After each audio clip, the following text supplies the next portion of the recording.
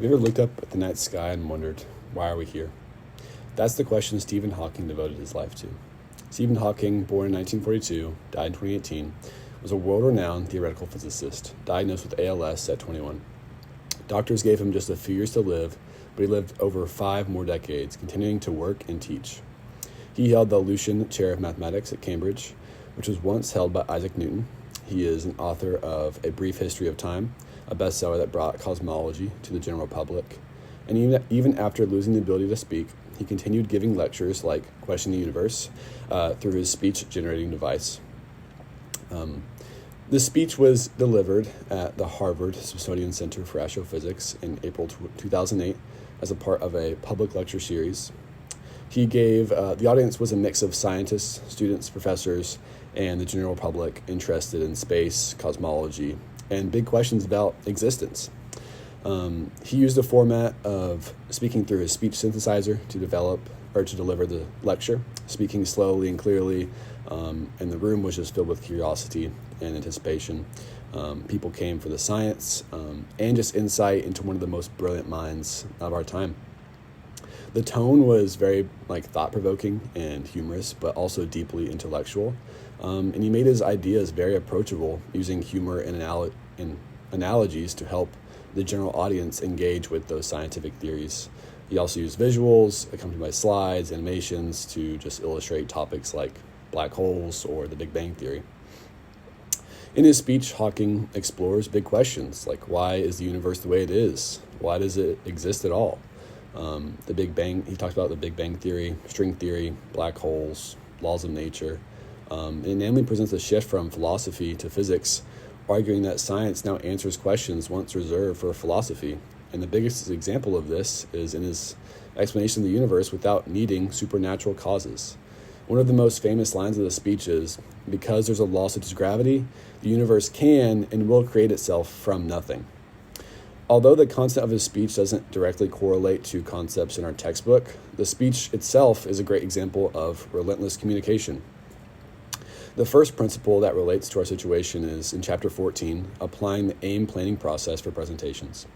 The A, audience. Hawking carefully considers his audience. He's aware that most listeners are not physicists and might not have deep knowledge of quantum theory, general relativity, or cosmology.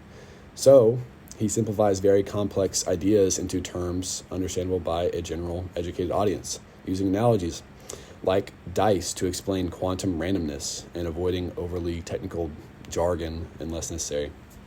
He also recognizes that people are deeply curious about the big questions, like the origin of the universe or existence of intelligent life. So he taps into that natural curiosity to engage them. Information for I. Hawking develops his core ideas around major compelling questions. How did the universe begin? Why are the laws of nature what they are? Is there intelligent life elsewhere? He builds a logical progression of these ideas, moving from the historical understanding of the universe to the new cutting-edge theories of his time, like string theory and M theory. Throughout the speech, he focuses on a few main points instead of overwhelming the audience with all possible scientific complexities, keeping the speech coherent, concise, and purposeful. And M, the structure of the message, Hawking structures the speech to maintain interest and flow. He starts with the big picture questions, shares historical context, and explains scientific advancements, and ends by inspiring continued curiosity, never shutting it down. His message is clear, inspiring, despite the vastness and complexity of the universe that human beings can barely comprehend. He has an ability to rationalize it and helps us to imagine it and seek answers. The structure is very encouraging to listeners, and it helps us to continue to search for those truths.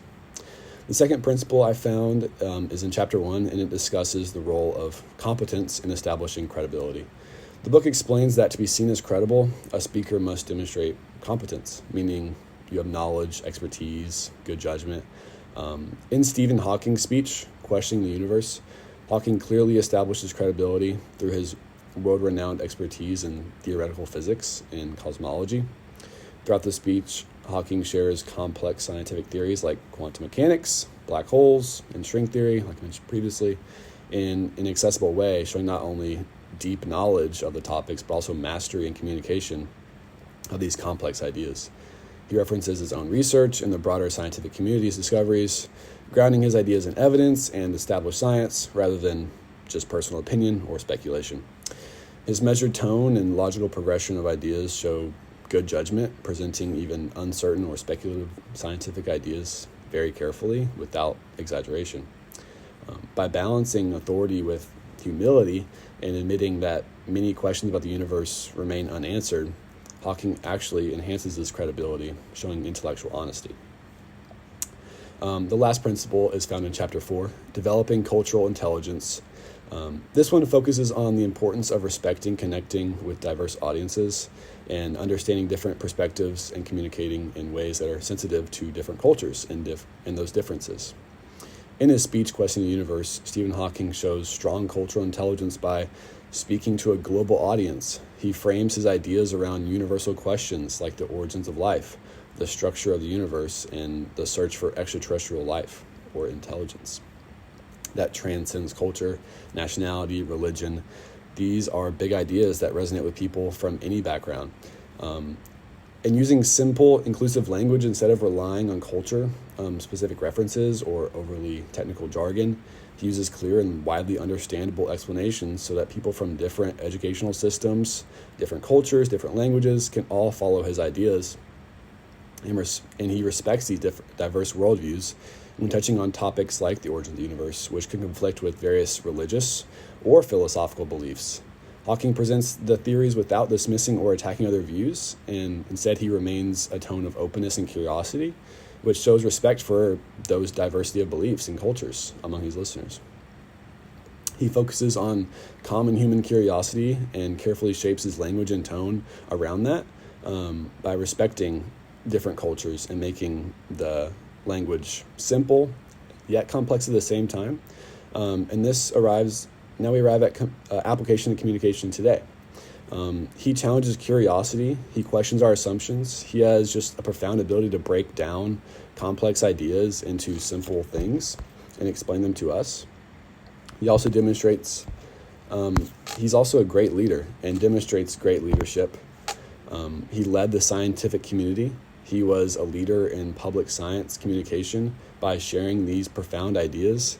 He was also just an inspiration in perseverance and courage by overcoming ALS at the age of 21 and persevering through that for over 50 years and being able to still contribute to the success of the world.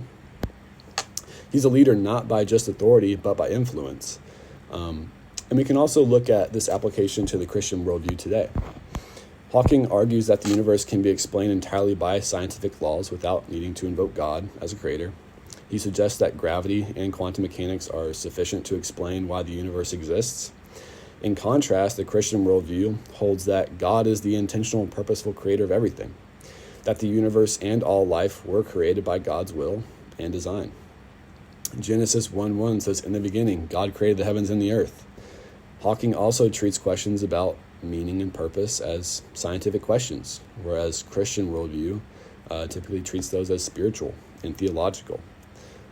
In essence, Hawking promotes a view that the universe can exist without a divine cause, which challenges the Christian belief in God as a necessary personal creator.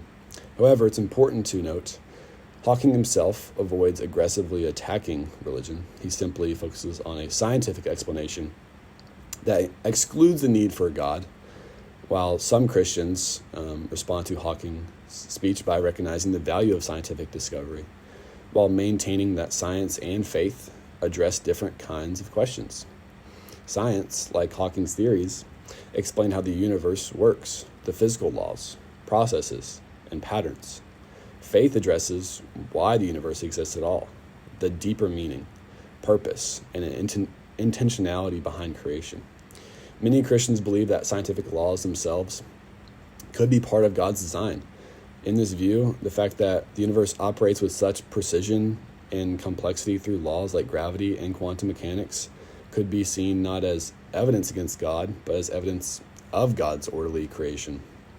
Christians might say God created the laws that Hawking studies. Science reveals how deeply rational and marvelous the creation is. I say, be curious, learn constantly, and search for truth just as Hawking did. Pick something to believe in because you have to. Thank you for your time.